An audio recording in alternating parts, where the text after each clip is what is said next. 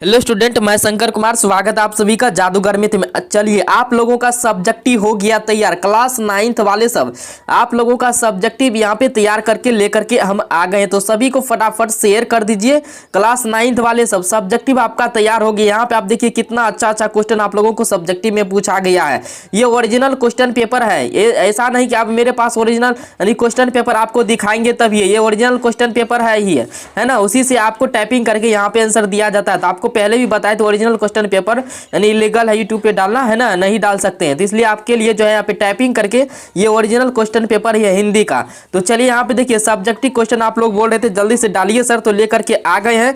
जल्दी से जल्दी आप लोग बहुत कम लाइक करते हैं, लाइक कीजिए आप लोग वीडियो को। आप लोगों के लिए कितना मेहनत कर रहे हैं, और चैनल पर नहीं तो जो सब्सक्राइब कीजिए। आप लोग सब्सक्राइब भी बहुत कम करते हैं, 89% आदमी सब्सक्राइब आप लोग नहीं करते हैं, और जो है लाइक भी बहुत कम करते हैं। आप लोग लाइक कीजिए आप लोग वीडियो को, जब आपके लिए इतना मेहनत कर रहे हैं तो आप लोग लाइक कीजिए।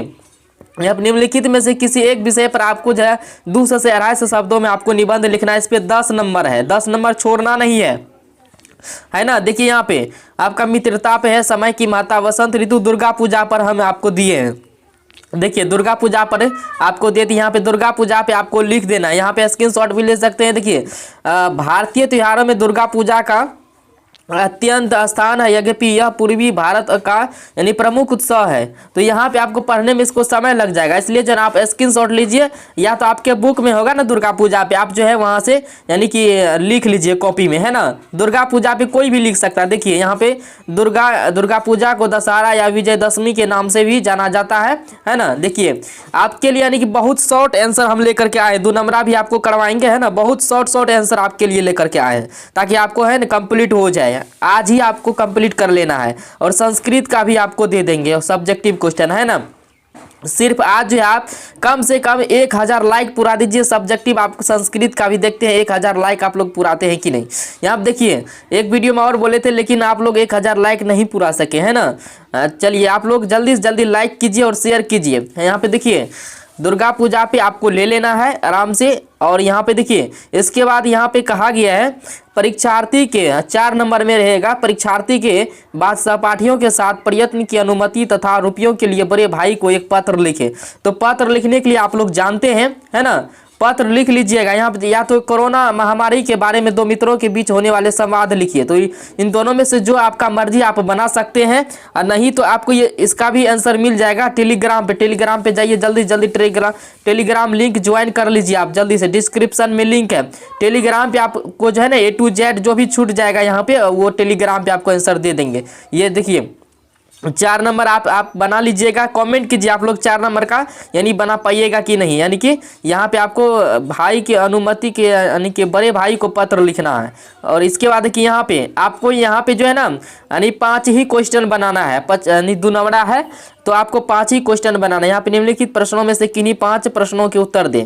तो यहाँ पे देखिए पहला प्रश्न है आपका कौन नंबर में रहेगा, मुंशी जी गल फांसी लगाकर क्यों मरना चाहते थे, क्यों मरना चाहते थे।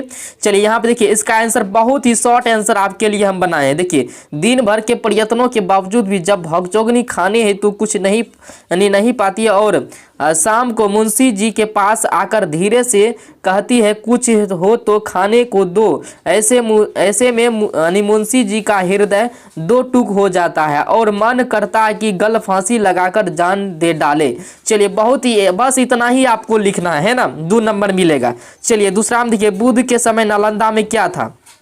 चलिए बुध के समय नालंदा में क्या था, है ना। तो ये आंसर देखिए बुध के समय नालंदा के गांव में यानी प्रवाजिकों के आम्रवन था। महावीर और यानी मेखिल पुत्र गौसाल की यानी भेंट की उपग्राम में हुई थी। जैन ग्रंथों के अनुसार नालंदा के उपग्राम यानी कि वाहरिक में महावीर और मेखली पुत्र की भेंट हुई थी। तो ये इतना ही बस आपको आंसर देना है। इसके बाद देखिए गौ नंबर का, यहाँ पे देखिए गौ नंबर का नहीं आंसर आप लोग खोज लीजिएगा, और आपके लिए यानी 5 का 5 आंसर हम यानी कि लेकर के आए हैं ना। तो 5 को ना बनाना है आपको। तो 5 दूनी 10 नंबर ही हो गया, 10 उधर हो गया दुर्गा पूजा पे 20 हुआ। चलिए कवि के मन में यानी देखिए कवि केदारनाथ अग्रवाल के मन में आजाद हिंदुस्तान की कैसी कल्पना है। घ नंबर 1 को बना लीजिएगा, है ना। तो यहाँ पे आपको देखिए, कवि के मन में आज़ाद हिंदुस्तान की कैसी कल्पनाएं थी। कविवर केदारनाथ अग्रवाल आज़ाद हिंदुस्तान को हर दृष्टि से साधन संपन्न के रूप में देखना चाहते हैं। कवि चाहता है कि उसका आज़ाद भारत मान सम्मान से युक्त हो, यानी यहाँ की जनता का जीवन मान सम्मान से युक्त हो। तो बस इतना ही आपको लिखना है। इसके लिए आपको 2 नंबर मिलेगा। इसके बाद देखिए यहाँ पे अंगा नंबर में आपका रहेगा यहाँ पे, रवि की सवारी निकलने के पश्चात प्रकृति का उसका स्वागत किस प्रकार करती है।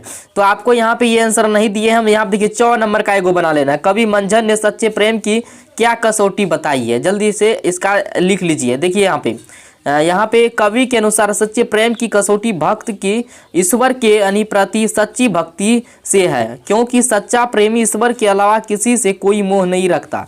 उससे मिलने पर मन की सारी मलिनता नष्ट हो जाती है। बस आपको इतना ही लिखना है ना। बस आपके लिए बहुत शॉर्ट आंसर लेकर के हम आए। आप लोग अभी तक लाइक नहीं किए तो जल्दी से लाइक कर लीजिए। देखिए अब है 6 नंबर में एगो आपको 5 नंबरा रहेगा, है ना। 2 को पूछेगा, वैसे आपको एक ही 5 नंबरा बनाना है ना। तो यहाँ पे देखिए एक 5 नंबरा आपके लिए हम सॉल्व करके लाए हैं। देखिए, मेरी परेशानियां और मेरे दुख ही ईश्वर का आधार क्यों हो, आशय स्पष्ट करें। बस इसका आंसर यहाँ पे देख लीजिए।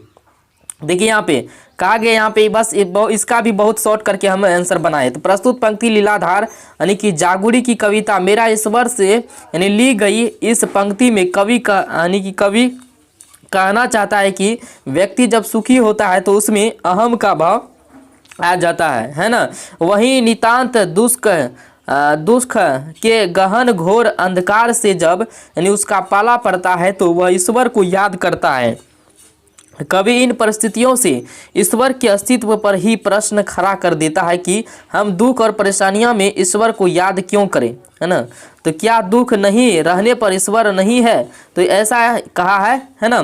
तो इन तमाम तरह के प्रश्नों से कवि प्रभुवर्ग के साथ ईश्वर के अस्तित्व को नकारता है। तो बस आपको इतना ही लिखना है।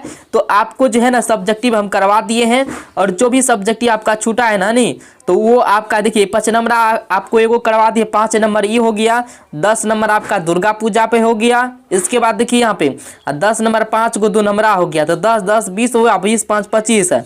एगो जो आपको छूटा है यहाँ पे आवेदन, तो कितना हो गया 5 25। गद्यांश आप लोग बना लीजिएगा कि नहीं, कि आपको वीडियो देना पड़ेगा गद्यांश का भी। गद्यांश यदि अगर आप लोग बना लीजिएगा तो वीडियो नहीं बनाएंगे, आपको जो है टेलीग्राम में ही सेंड कर देंगे आंसर बना के। गद्यांश तो सब बना लेगा, 30 20 यानी 20 का गद्यांश रहेगा, 30 तो आपको यहाँ पे समझा ही दिए, है ना। तो 25 और 5 का छूट गया, तो आपको जो है सेंड कर देंगे टेलीग्राम में।